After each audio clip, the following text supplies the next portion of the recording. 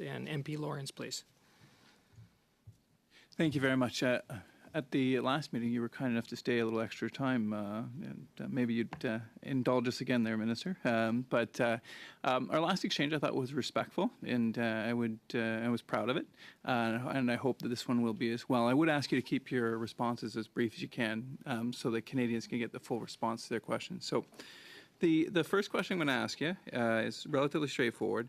Could you please tell me what the growth rate per capita and real GDP in Canada was in the first quarter of this year?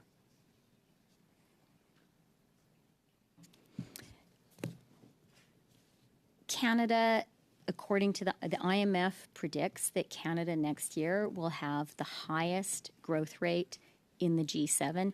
That is very positive. And we also, as I said in my opening remarks, Canada has attracted, on a per capita basis, more foreign investment than any G7 country in the first 6 months of this year.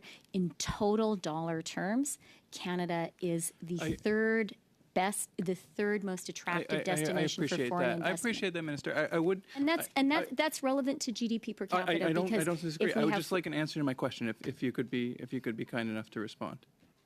Just a number.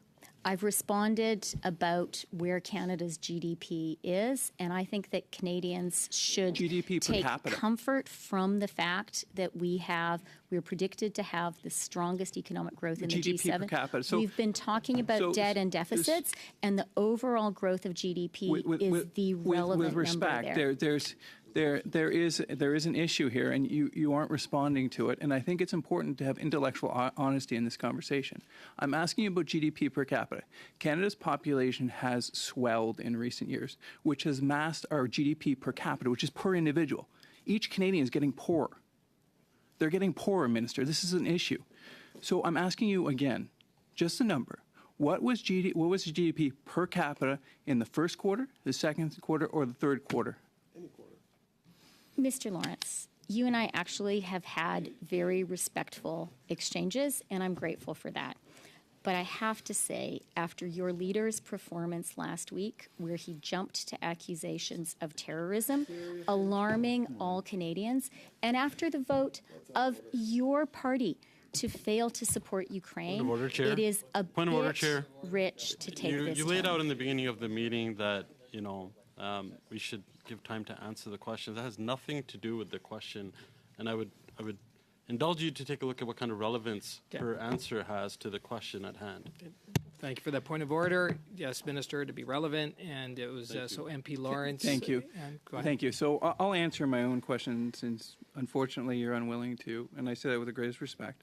For the first quarter, it was negative 0.6. For the second quarter, it was negative 0.28. RBC predicts it per capita will be negative 0.31.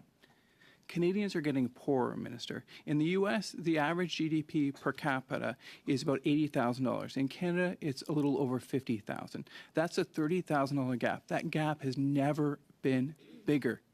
GDP relates directly to the wealth of the nation. And you know what? It's not the super wealthy. It's not the Trudeaus and the Morneaus that get hurt. It's the people at the lowest end of the spectrum. Because when you lose 10% of your wealth and you're a Morneau, that hurts a little bit. But when you're a single mom just trying to get to the end of the month, that means you don't get to feed your kids.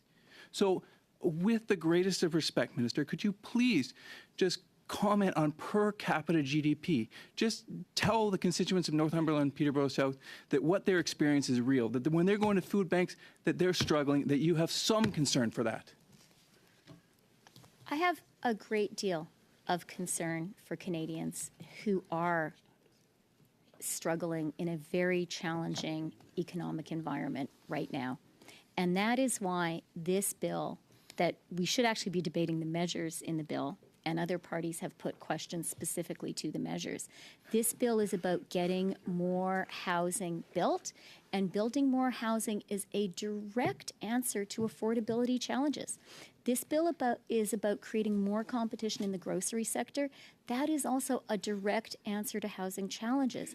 But with due respect, Mr. Lawrence, speaking about struggling single mothers in your riding, they are helped by our early learning and childcare program. That has cut the cost of childcare by 50%, and your party voted against it.